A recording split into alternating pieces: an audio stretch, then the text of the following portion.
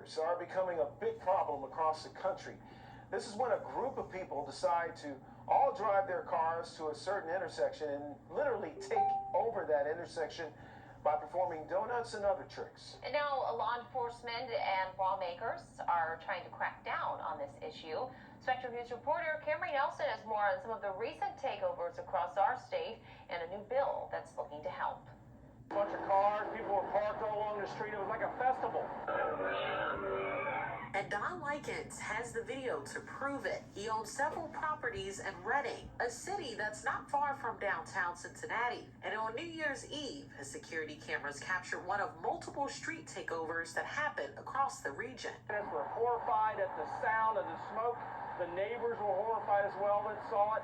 And it was a bad thing. Law enforcement showed up nearly 2 minutes into the takeover, but the criminals drove away before anyone was arrested. Reading has a no pursuit policy, so they didn't pursue them, unfortunately. Likens is currently working with the Reading Police Department to help capture the criminals, but it's not just happening in Cincinnati. The street takeover that took place at this intersection is a part of a growing trend that law enforcement across the nation are looking to tackle this year.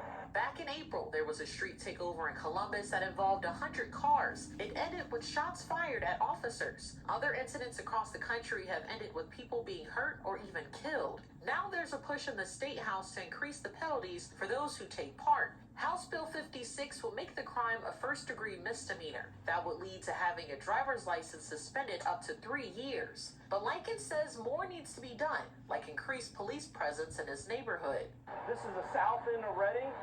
It doesn't get a lot of police attention, but it gets a lot of crime like this. They wouldn't do this in the central part of Reading. Either way, Likens says he'll continue to work with police to help solve this issue. I'm going to keep an eye out for those cars because I've got them on my cameras. I've got pictures of these cars, and I'm going to identify. If I see one, I'm going to call the police and say this is one of the cars. For Spectrum News, I'm Camry Nelson.